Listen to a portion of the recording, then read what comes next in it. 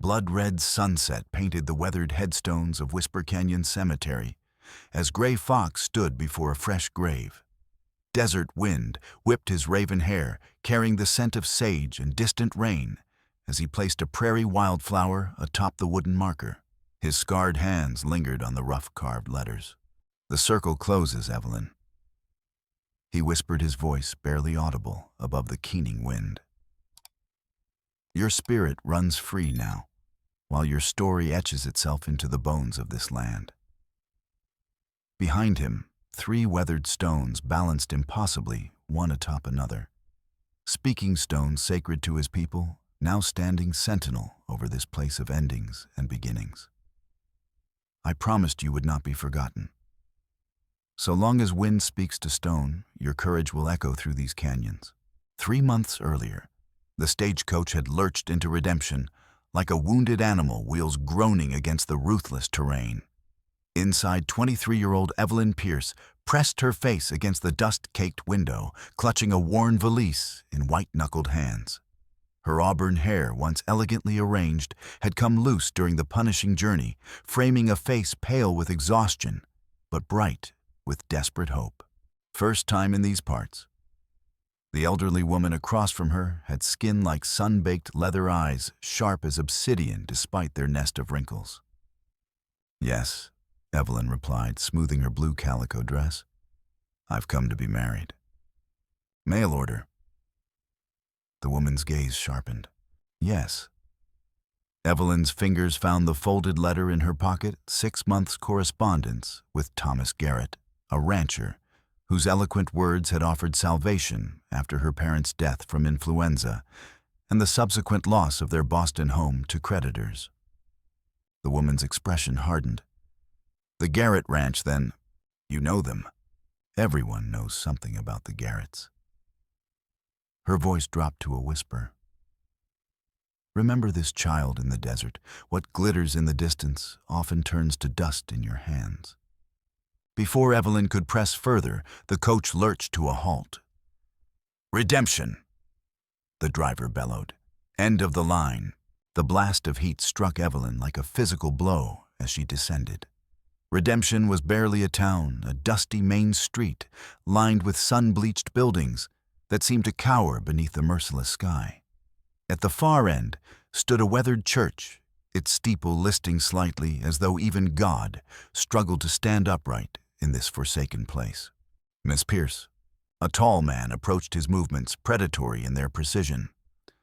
Thomas Garret was broad-shouldered with sandy hair and eyes the pale blue of a winter sky, cold, distant, unforgiving. Nothing in his demeanor matched the poetic soul whose letters had won her heart. "Mr. Garret, I'm so pleased to finally—" He silenced her with a dismissive gesture. "That all you brought?" He nodded toward her modest bag. "Yes, Then we're burning daylight." He turned toward a wagon where an older man sat watching chewing tobacco with rhythmic determination. "Pa, this is her." The elder Garret leaned forward, eyes roving over Evelyn with unsettling intensity. His grin revealed tobacco-stained teeth. "Well, now she's got more flesh on her bones than the last one. Strong back, too. She'll do." Thomas gripped her elbow, propelling her toward the wagon. "Up you go, Mr. Garret," Evelyn said as she settled onto the hard seat.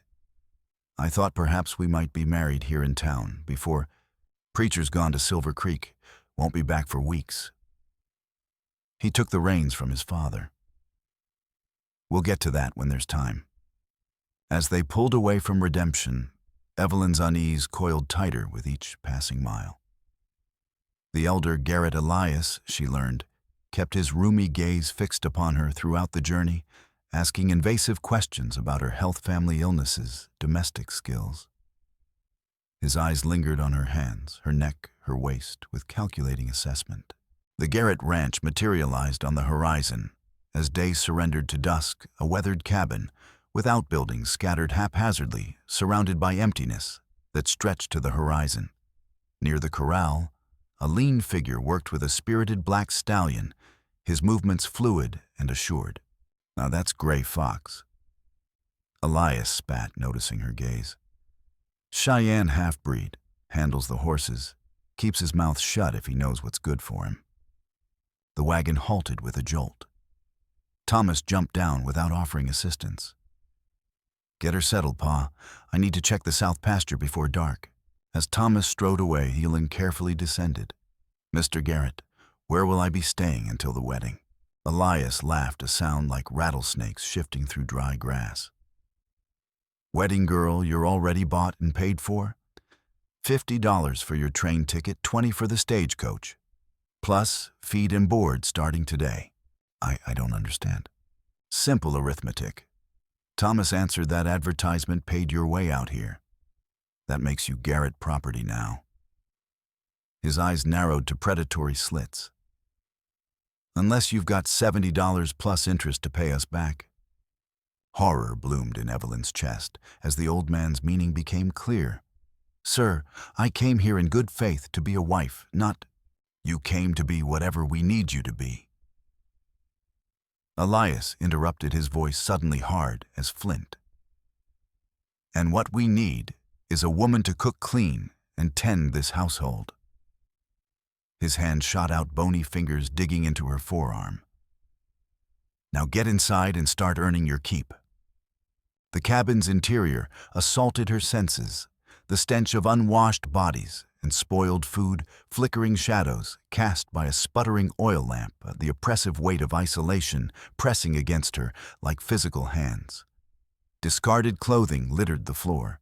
Dirty dishes formed precarious towers, and flies buzzed over congealed grease on the stove. "This place hasn't seen a woman's touch since Thomas's ma died," Elias said, gesturing toward a narrow cot in the corner. "That's where you sleep. But surely I should have a room. You'll sleep where we can keep an eye on you." His smile revealed blackened gums. "No sense giving you ideas about running off." "Mr. Garret," Evelyn said, struggling to keep her voice steady, "there seems to be a misunderstanding. I came here in good faith to be Thomas's wife. If that's not his intention, then I must return to town immediately." Elias moved with surprising speed, his face suddenly inches from hers. "Listen careful, girl. Town's 15 miles across rattlesnake country. Start walking, you'll be buzzard food before morning." His voice dropped to a sinister whisper. "And if by some miracle you made it sheriff's my nephew, banker holds my notes. There's not a soul in redemption who'd cross the Garrets. Not if they want to keep breathing." That first night established the pattern of days to follow. Evelyn cooked a meager meal from the pantry's contents, served the men in silence, and cleaned while they drank whiskey by the fire. When Thomas finally spoke to her, it was only to bark commands about household tasks. As she lay on the hard cot that night, Evelyn stared into the darkness, silent tears cutting paths through the dust on her cheeks. She had unwittingly sold herself into servitude with no apparent escape. The elder Garret's decree came on the third night. Thomas had gone to town, leaving her alone with Elias. As she cleared the dinner dishes, his hand snaked out and seized her wrist. "You're here to serve this household," he said, eyes glinting in the lamplight. "And this household has 2 men with needs. You understand?" Ice flooded her veins. "I thought I was brought here to be Thomas's wife. And so you will be, eventually." His grip tightened until she winced. "But you'll learn quick that everything on this ranch is shared property between father and son. Everything." Evelyn yanked her arm free, backing toward the door. "I am a human being, not cattle to be traded or shared." The backhand came so swiftly she hardly saw it. The force knocked her against the table, blood filling her mouth where her teeth had cut into her cheek. Elias stood over her, suddenly terrifying in his rage. "You'll learn your place," he growled, "or you'll wish you had." When Thomas returned, Elias recounted her insolence. Without a word, Thomas dragged her to the small pantry, shoved her inside, and locked the door. She spent that night in darkness, cramped among shelves of preserves and sacks of flour. The bitter taste of blood in her mouth, a constant reminder of her new reality. Days blurred into weeks. Evelyn rose before dawn to prepare breakfast, spent mornings cleaning the filthy cabin, afternoons washing clothes, or tending the vegetable garden, and evenings cooking dinner. Any perceived failing brought swift punishment. She learned to move silently, speak only when spoken to, and keep her eyes downcast. Her only tenuous connection to humanity came unexpectedly from Gray Fox, the Cheyenne ranch hand.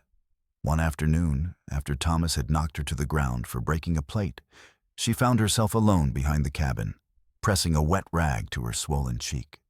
A shadow fell across her, and she flinched instinctively. Pain speaks loudest when we have no one to hear it.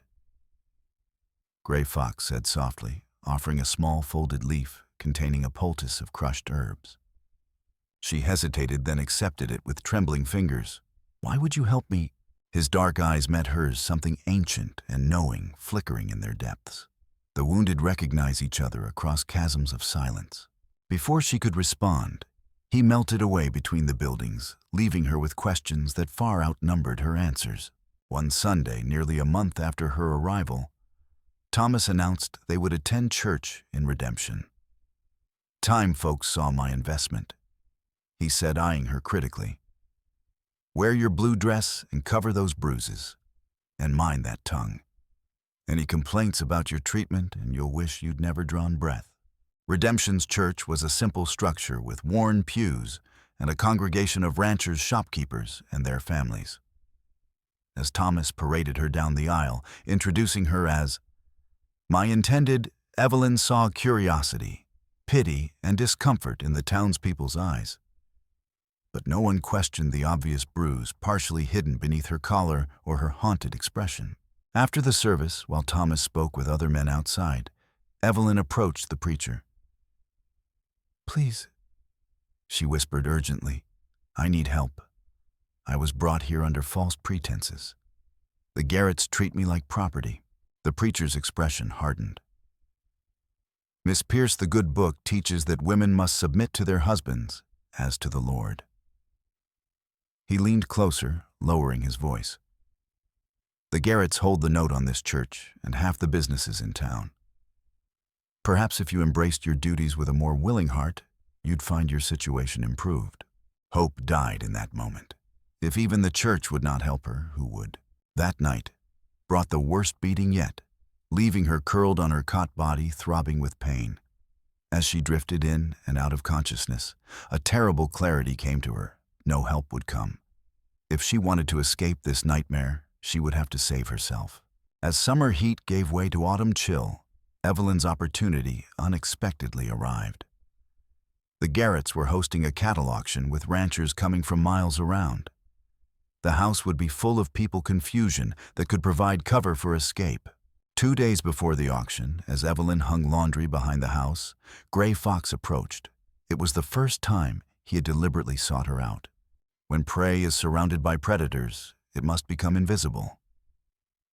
He said quietly, his English perfect, despite Elias's claims that he barely spoke. "Yet I see your thoughts taking wings, searching for freedom." Evelyn kept her gaze on the sheets.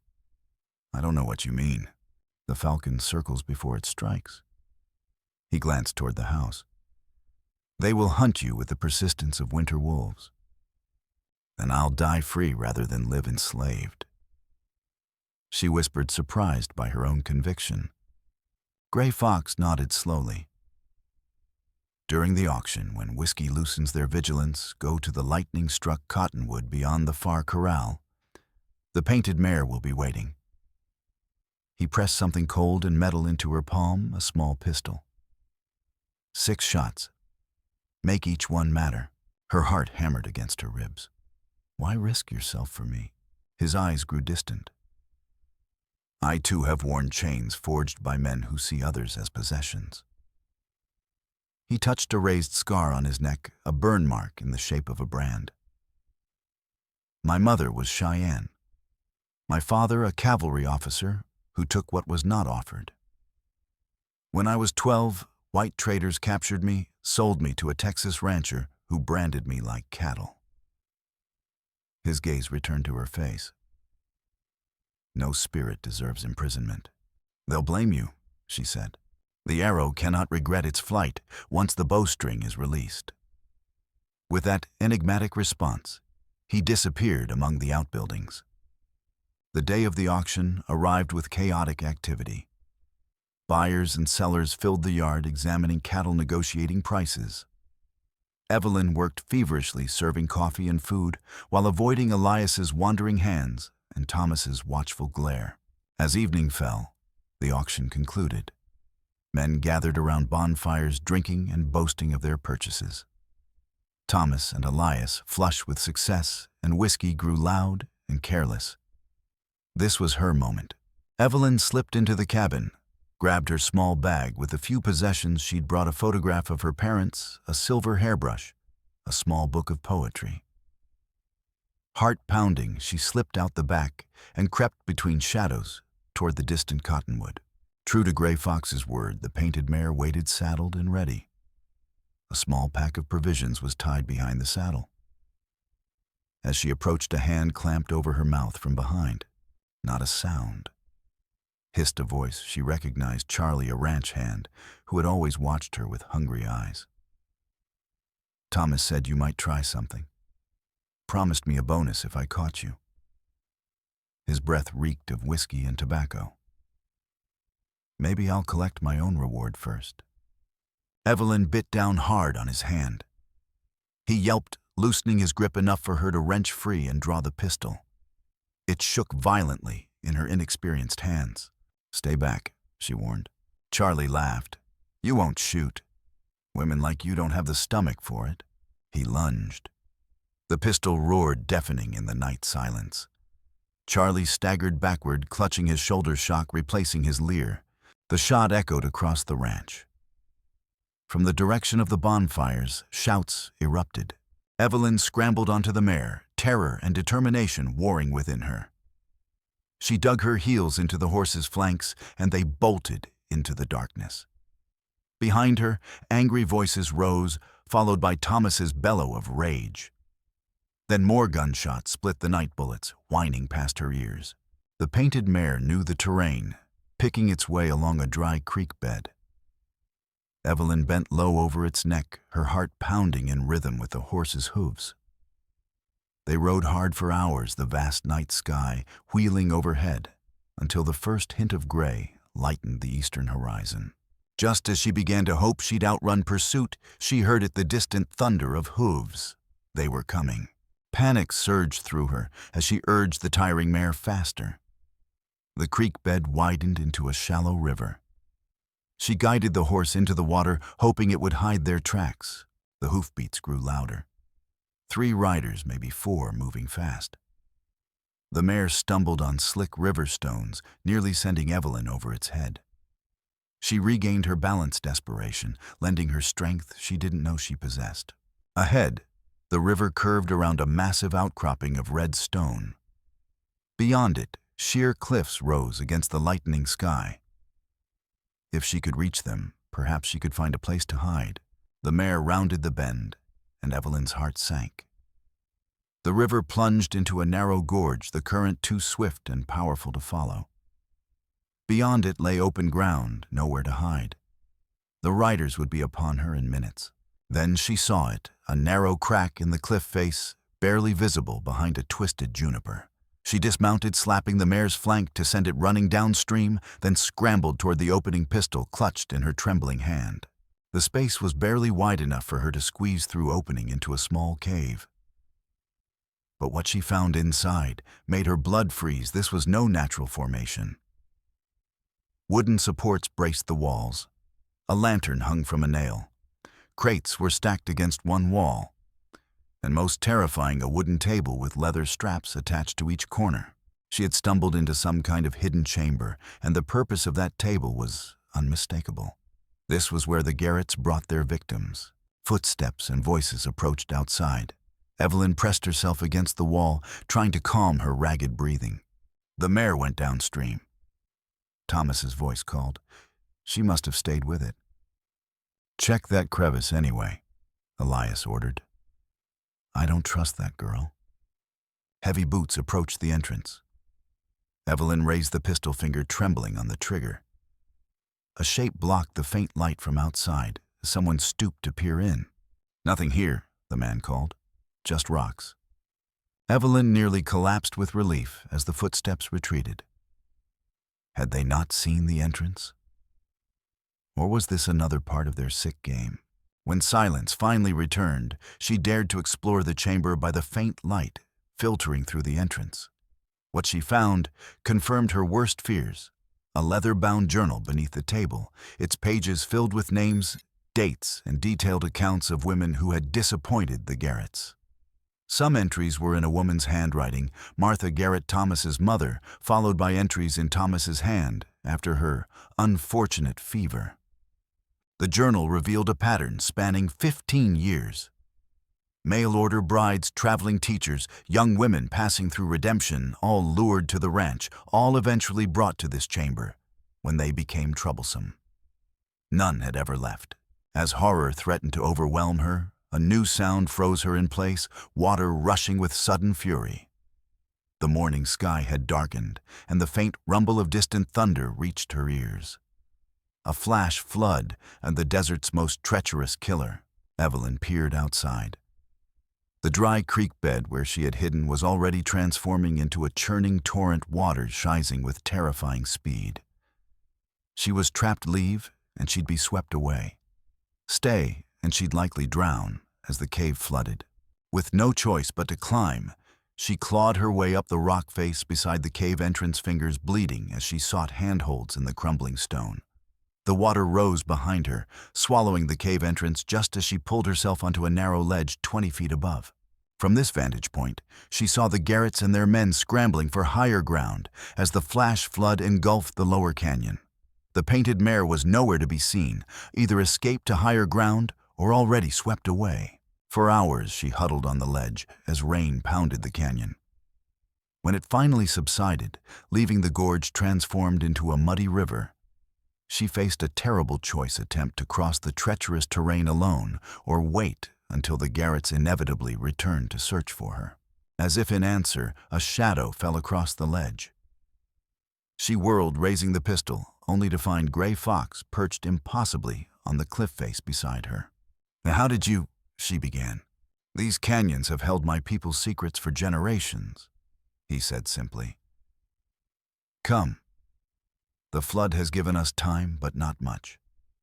He led her along a series of ledges, invisible from below, through narrow passages between towering rock formations until they reached a natural stone arch spanning a deep chasm.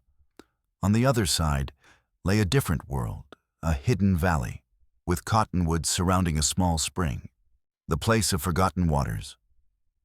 Gray Fox explained. "Sacred to my people.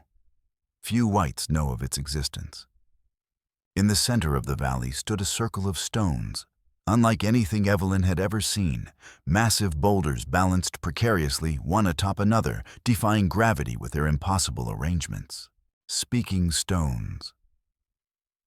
Gray Fox said, noticing her wonder.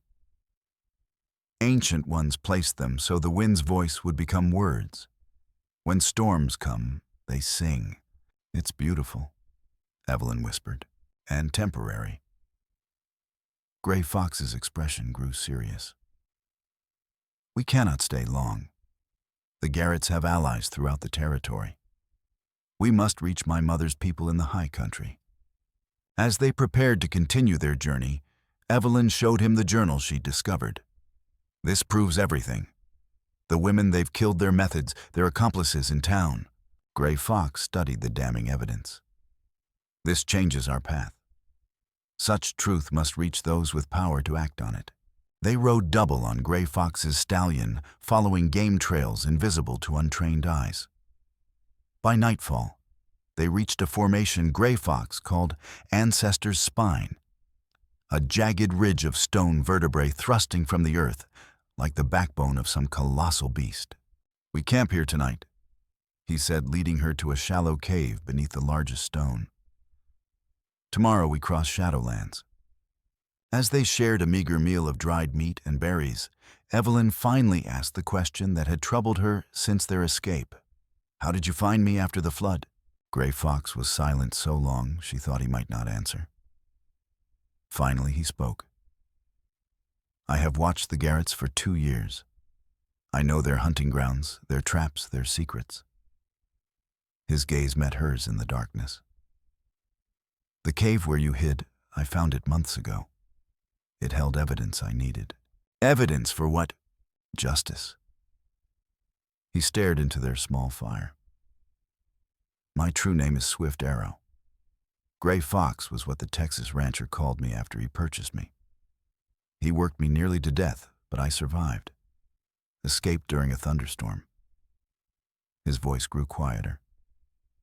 I returned to my people only to find our village destroyed, my mother killed by soldiers. I'm sorry, Evelyn said softly. For years I drifted taking work where I could find it. Then I heard stories about redemption, a town where women vanished like morning mist. The pattern was familiar. His hand unconsciously touched the brand scar on his neck. Men who see others as property never own just one. So you came to investigate, Evelyn realized. You've been gathering evidence all this time. He nodded.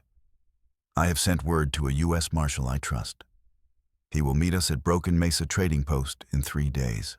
Why didn't you tell me this before? Gray Fox's expression darkened. Because I am ashamed. I knew what the Garrets were when you arrived. I saw your fear, your suffering. Yet I waited, watching gathering more evidence while you endured their cruelty. You couldn't have helped me without exposing yourself, Evelyn said. But the realization that he had witnessed her humiliation without intervening immediately still stung. There is no honor in safety purchased with another's pain. He replied, his voice heavy with regret. Each night I asked the ancestors to forgive my cowardice. When I saw Thomas beat you that last time, I could wait no longer. Dawn brought a new challenge. As they prepared to leave their shelter, Gray Fox suddenly stiffened his eyes, scanning the horizon. Riders, he said, many, coming fast. From their elevated position, Evelyn could see a dust cloud approaching at least 10 mounted men led by Thomas and Elias Garret. How did they find us so quickly? She gasped. Gray Fox's expression hardened. Someone betrayed us. Someone who knew our path. He quickly gathered their few belongings. We must reach Shadowlands before they catch us. They rode hard across increasingly barren terrain. The landscape changed dramatically red soil, giving way to an alien expanse of cracked white clay, stretching to the horizon, broken only by twisted black formations of volcanic rock that thrust from the earth like the fingers of buried giants. What is this place? Evelyn asked, voice hushed by the eerie desolation surrounding them. The Great Burning. Gray Fox replied. Long ago, fire burst from the earth here, turning stone to ash. My people say it happened when the sun fell in love with the land and tried to embrace her. The parched landscape offered no water, no shelter, nowhere to hide. Their horses' hooves left clear tracks on the white surface impossible to disguise. Behind them, the dust cloud grew nearer. There. Gray Fox pointed to a dark line on the horizon. The edge of shadows. If we reach it, we might survive. As they galloped toward salvation, a shot rang out. Their horse screamed, stumbling as a bullet grazed its flank. Gray Fox fought to control the panicked animal as more shots followed. They're within range, he said grimly. We won't make it together. The horse cannot carry us both at speed. Before Evelyn could protest, he slipped from the saddle. Ride hard for the tree line. I'll draw them off. No, she cried, reaching for him. You carry the evidence. It must reach the marshal. He slapped the horse's rump. Go. The stallion bolted forward as Gray Fox turned to face their pursuers, bow in hand. Evelyn watched in horror as he unleashed arrow after arrow, dropping 2 riders before sprinting toward a cluster of volcanic formations. Half the posse peeled off in pursuit of Gray Fox, while the rest continued after Evelyn. The stallion, freed from double weight, found new strength, widening the gap between her and the pursuers. The edge of shadows grew closer, a dense forest of ancient pines that marked the boundary between desert and mountain country. If she could reach it, she might lose her hunters among the trees. A bullet whined past her ear. Another kicked up white dust just ahead. The tree line was agonizingly close now, 50 yards, 30-20. The stallion burst into the forest branches, whipping Evelyn's face as they plunged into green twilight. Behind her, the pursuers hesitated at the tree line, unwilling to charge blindly into the dense woods. For hours, Evelyn pushed deeper into the forest, following game trails, crossing streams, to break her trail, constantly listening for sounds of pursuit. By nightfall, she was hopelessly lost, the stallion stumbling with exhaustion. In a small clearing, she finally stopped sliding from the saddle on legs that barely supported her. Gray Fox was gone, possibly dead, sacrificing himself so she could escape with the evidence.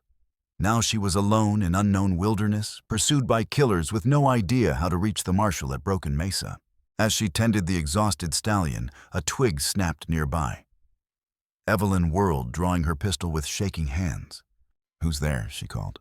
A figure emerged from the shadows, a young Native American woman dressed in buckskins, a bow held loosely in her hands. "I am Willow," she said in halting English. "Gray Fox sends me. You come now." Gray Fox is alive. Hope surged through Evelyn. "Come," Willow repeated urgently. "Bad men still search." Leaving the stallion to rest, Evelyn followed Willow through the darkening forest. The young woman moved with silent confidence, navigating by stars and subtle landmarks invisible to Evelyn's untrained eye. After an hour's journey, they reached a nearly vertical cliff face covered in vines and moss. Willow pushed aside the vegetation to reveal a narrow opening, the entrance to a cave system. "Ancient ones lived here," she explained as they entered. "When great waters covered land. Now my people use when hunters come." The cave opened into a larger chamber where a small fire burned, illuminating several Cheyenne men and women. Among them, bandaging a wound in his leg, sat Gray Fox. "You made it," he said, relief evident in his voice. "I thought you were dead," Evelyn replied, fighting tears of exhaustion and relief. "The Garrets are not as skilled at tracking humans as they are at hunting them," he said with grim satisfaction. "I led them into Weeping Canyon, then doubled back while they searched empty caves." An elderly woman approached, studying Evelyn with intense dark eyes. Gray Fox introduced her as Morning Star, a healer, and his mother's sister. "She carries Death's shadow," Morning Star said in Cheyenne, which Gray Fox translated, "yet also life's promise." "What does that mean?" Evelyn asked. "It means you have walked with death, but did not surrender to it," Gray Fox explained. "A rare strength." That night, as Evelyn rested on soft furs, Morning Star approached with a small deerskin pouch. Inside lay a strange circular stone with a natural hole through its center. "Spirit stone," the old woman said in broken English. "See truth through it." Evelyn accepted the gift with murmured thanks, not understanding its significance, but touched by the gesture. For 3 days they remained hidden in the cave system, while scouts monitored the Garret's movements. On the 4th morning, Gray Fox announced it was time to move. "The marshal will be at Broken Mesa tomorrow. We must reach him before he leaves." Their journey took them higher into mountains, through forests of towering pines, and across meadows brilliant with wildflowers. By afternoon, they crested a ridge and looked down upon a weathered collection of buildings nestled in a small valley Broken Mesa trading post. "We wait until morning," Gray Fox decided. "Approach in daylight when the marshal will be there." That night, as they camped within sight of their destination, Evelyn found Gray Fox sitting alone, staring at the distant lights of the trading post. "You've been quiet," she observed, settling beside him. "I am troubled," he admitted. "Something about this feels wrong." "What do you mean?" "The Garrets found us too easily after the flood. They knew which direction we would travel." His eyes met hers. "Someone betrayed us, someone who knew our plans. But who only you and I knew we were heading for Broken Mesa. Gray Fox shook his head. I told others, those I trusted. My mistake. Dawn brought clear skies and renewed determination. As they prepared to descend to the trading post, Willow suddenly appeared breathless from running. "Garret's," she gasped. "Many men. Surround trading post." Gray Fox cursed softly. They anticipated us. Someone warned them. But the marshal, Evelyn began, may already be captured. Or dead. Gray Fox studied the scene below through narrowed eyes. We need to see what awaits us. Remembering Morning Star's gift, Evelyn withdrew the spirit stone. Perhaps this will help us see the truth. She held the stone to her eye, peering through its natural aperture at the trading post. What she saw made her blood run cold. Among the men positioned around the buildings was a familiar figure, the preacher from Redemption, conferring with Thomas Garret. "The preacher is with them," she reported. "But why would a man of God?" "Because Redemption holds darker secrets than even we suspected," Gray Fox said grimly. "Give me the journal." Evelyn handed over Martha Garrett's damning record. Gray Fox quickly leafed through it, stopping at entries near the beginning. "Here," he said, pointing to a passage. "April 15th, 1870 PC. Brought another girl from the orphanage. Says no one will miss this one either. Paid him the usual fee." "PC Preacher Collins," Evelyn whispered, horror dawning. "He wasn't just covering for the Garretts, he was supplying them with victims." "Redemption was built on blood money," Gray Fox said darkly. "The whole town exists to hide their operation. Why else establish a settlement in such barren country? There's no mining poor grazing little water." "But why? What possible reason?" "The final pages." Gray Fox turned to the end of the journal. Martha discovered it before they killed her. Beneath the Garret ranch lies a silver vein worth millions. They've been working it in secret for years, using women as slave labor until they break, then disposing of them. Evelyn felt sick. And the townspeople, some know and benefit. Others suspect but stay silent. A few are innocent, kept ignorant while their businesses launder Garret silver. "We need a new plan," Evelyn said, forcing down her horror. "If the marshal is compromised, we take the evidence to Fort Carson instead." Gray Fox decided. "It's 3 days' hard ride, but there's a colonel there known for his integrity." As they prepared to retreat, a shot rang out. Willow cried out, clutching her shoulder as she fell. "Run!" Gray Fox shouted, returning fire with his pistol. Hidden gunmen emerged from the surrounding trees. They'd been flanked while focused on the trading post below. Evelyn fired her own weapon, the recoil jarring her arm as one attacker dropped. Gray Fox grabbed her arm, pulling her toward a narrow ravine while covering their retreat. They slid down a steep embankment, rocks and dirt cascading around them, bullets kicking up dust at their heels. At the bottom, they found themselves in a dried streambed with sheer walls rising on either side. "This way," Gray Fox urged, leading her downward through the ravine. The path ended abruptly at a sheer drop, a waterfall. When the stream flowed now, a 30-foot cliff above a pool of stagnant water. "We're trapped," Evelyn gasped, hearing their pursuers closing in. Gray Fox scanned the cliff face. "Not trapped. There." He pointed to a narrow ledge running along the ravine wall. "That path leads to Spirit Cave. We can reach the other side of the mountain." "It's too narrow," Evelyn protested, eyeing the precarious shelf of rock barely wide enough for a single foot. "Better a narrow path than none." Gray Fox grabbed her hand. "I'll go first. Step exactly where I step." They edged onto the ledge just as their pursuers appeared at the ravine's end. Bullets chipped stone around them as they inched forward, backs pressed against the cliff face, the drop yawning beneath their feet. Halfway across, disaster struck.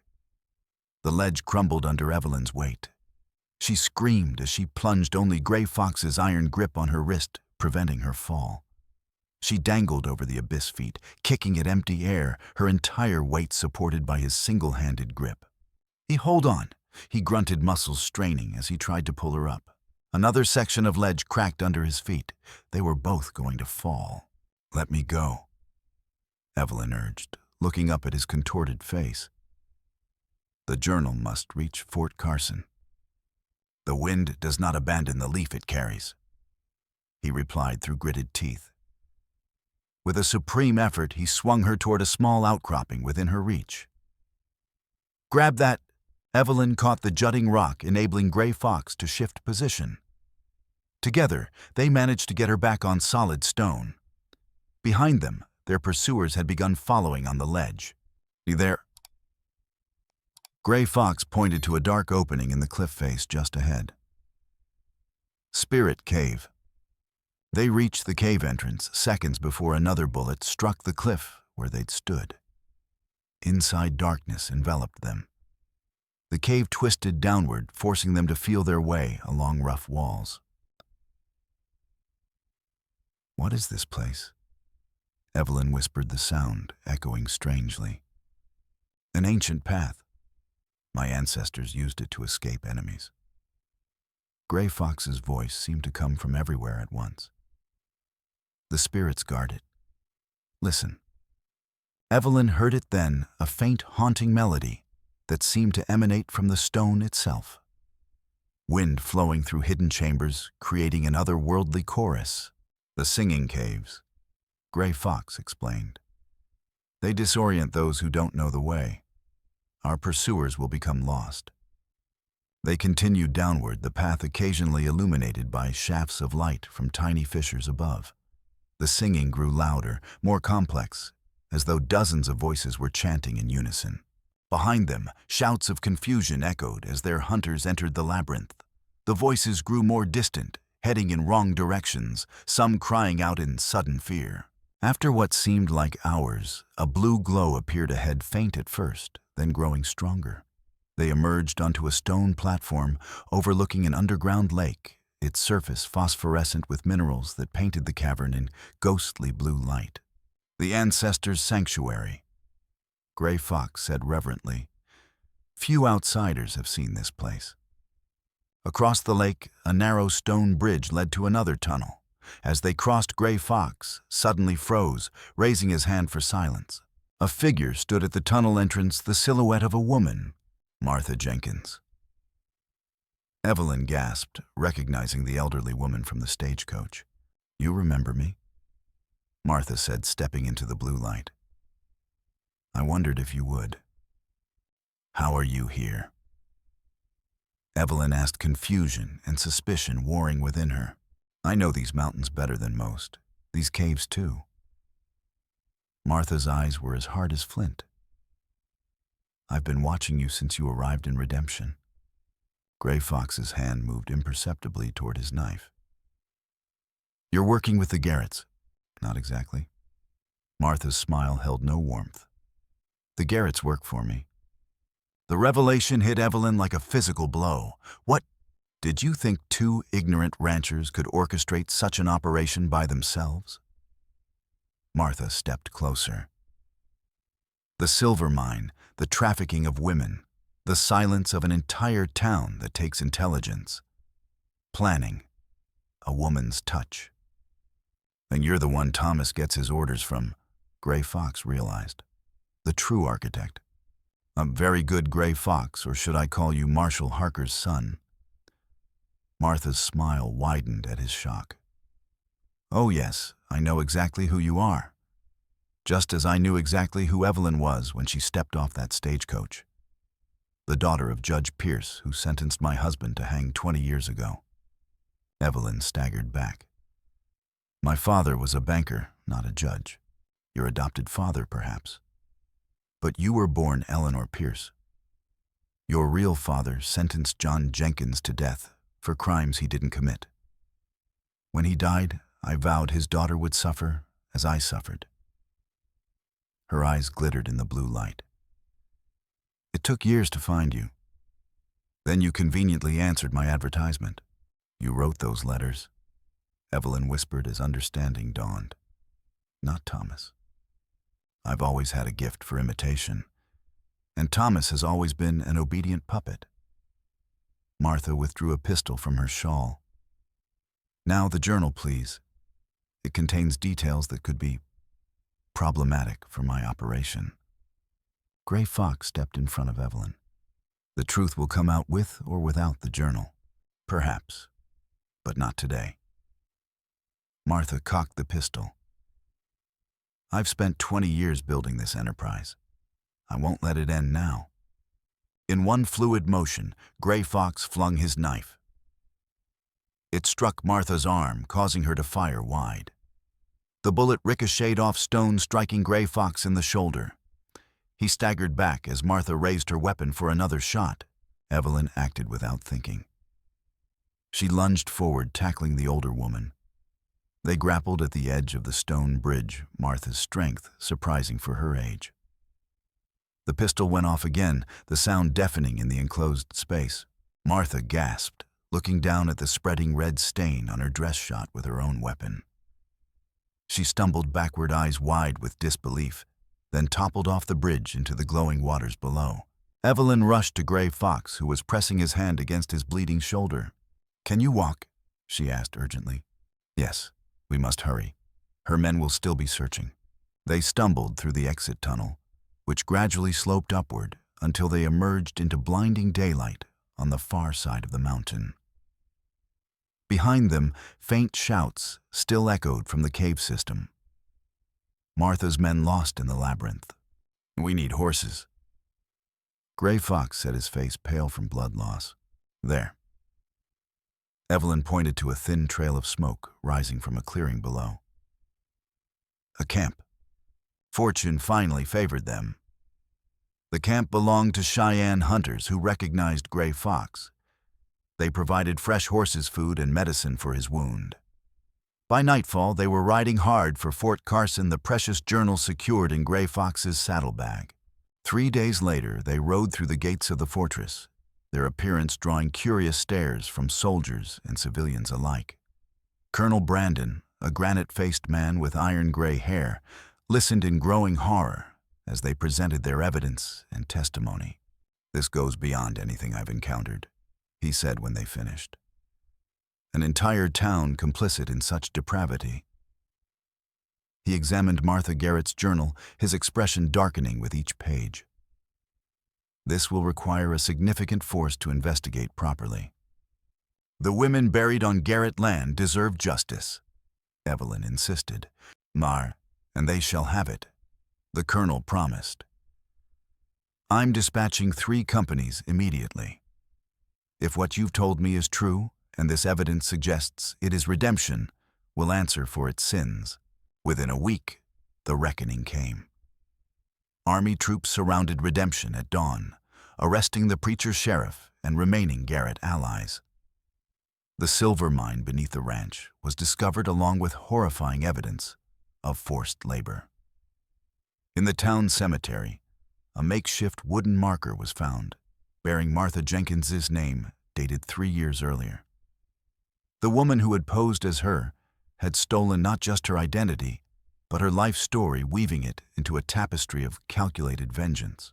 Most shocking was the discovery of a hidden chamber beneath the church itself, where records revealed the true scope of the operation. Dozens of women trafficked over 15 years, their disappearances obscured by false documentation and strategic bribes to territorial officials. In the aftermath, Colonel Brandon offered Gray Fox a position as liaison between the Army and native tribes, a role that would utilize his unique background and skills. To Evelyn, he extended the deed to a parcel of land near Fort Carson, safely distant from the tainted soil of the Garret Ranch. "What will you do with it?" Gray Fox asked as they stood on a ridge overlooking the site, a meadow bordered by cottonwoods with mountains rising beyond. "Create something that honors those women," Evelyn replied. "A sanctuary, perhaps. A place where those seeking new beginnings can find honest help, not exploitation." 6 months later.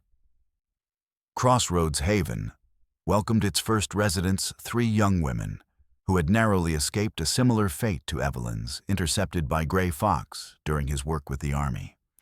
The main house stood where once only open meadow had existed, its doors open to travelers regardless of origin or circumstance.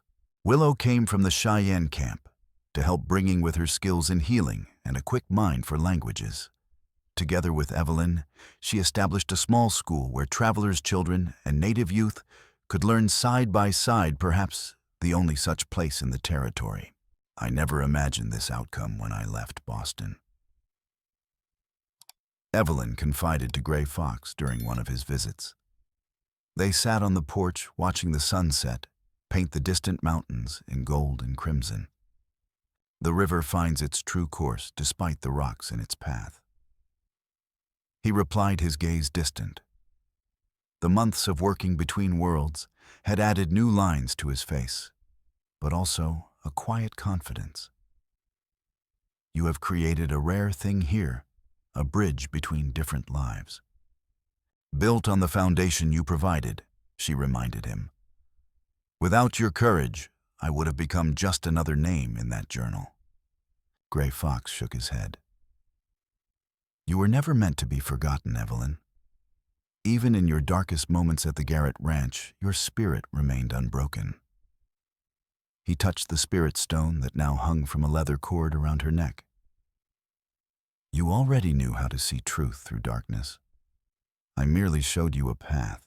As twilight deepened, a group of travelers appeared on the horizon, a family seeking shelter for the night.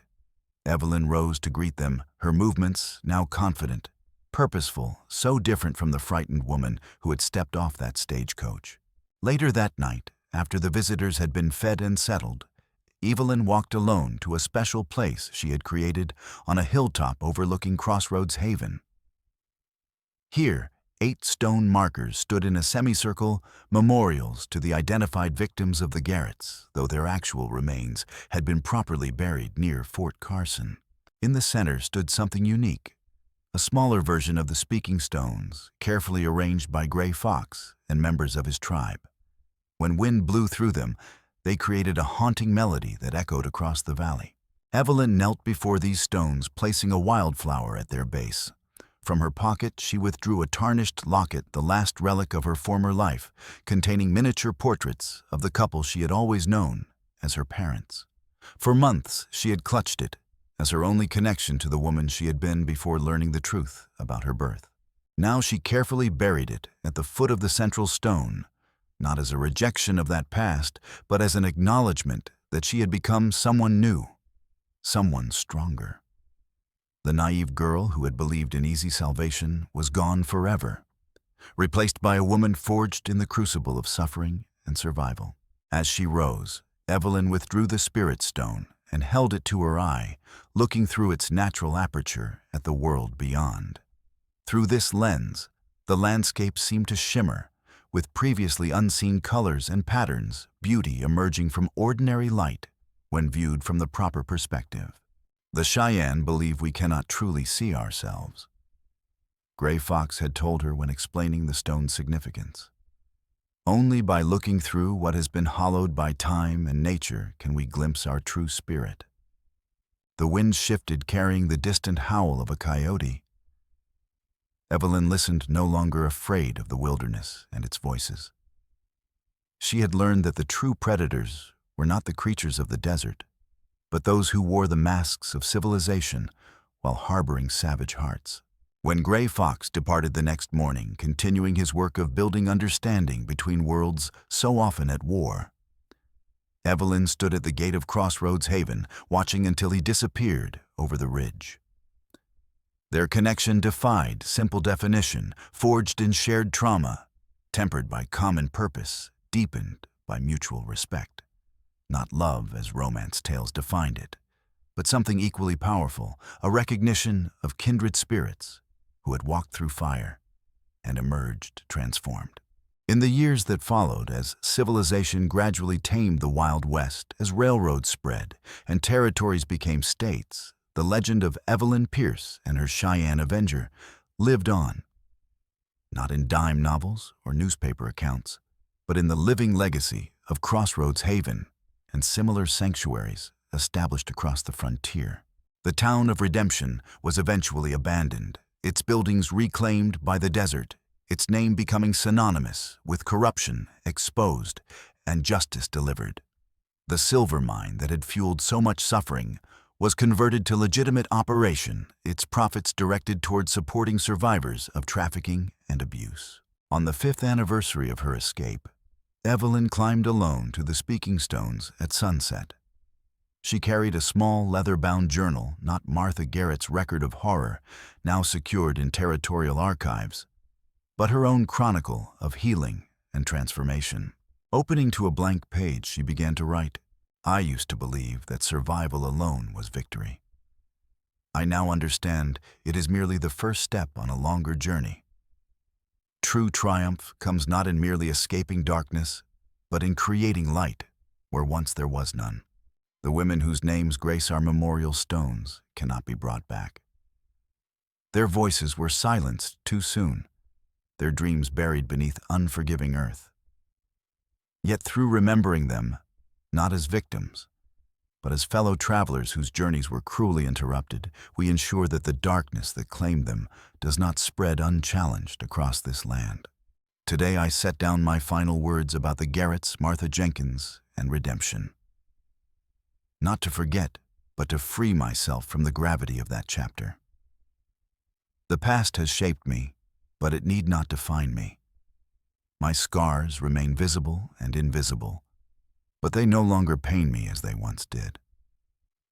They are simply the map of where I have been, not the compass determining where I might go. As darkness settled over the land, Evelyn approached the largest of the speaking stones. From her pocket, she withdrew a small chisel and hammer, borrowed from the carpenter working on Crossroads Haven's expanding buildings. With careful, deliberate strokes, she carved a simple symbol into the ancient stone. A circle with a line passing through it, representing the spirit stone through which truth becomes visible. The sound of hoofbeats drew her attention to the trail below.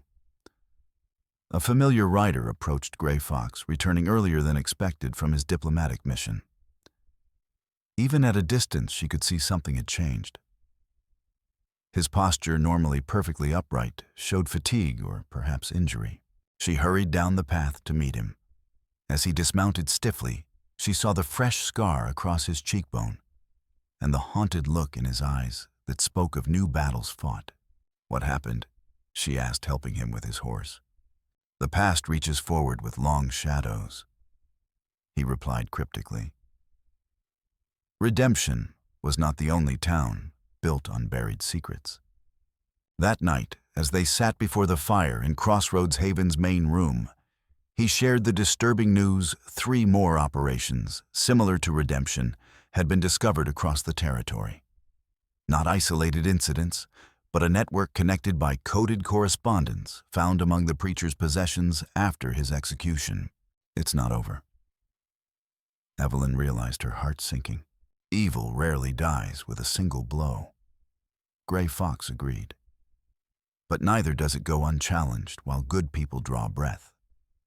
He unrolled a map on the table between them, marking locations where suspicious patterns had emerged. "I return to Fort Carson tomorrow. Colonel Brandon is forming a specialized unit, soldier scouts and civilian experts working together to investigate these operations. You want me to join you?" Evelyn said, recognizing the unasked question in his eyes. Who better to recognize the signs, to understand what to look for? His gaze held hers.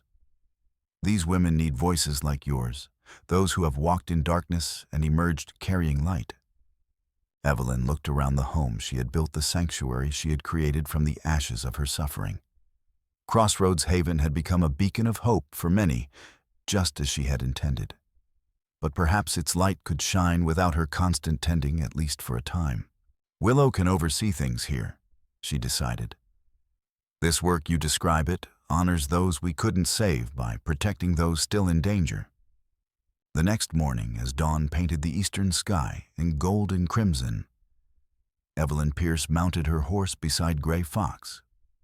Together, they rode toward the horizon. not as victim and savior, but as equals united by purpose.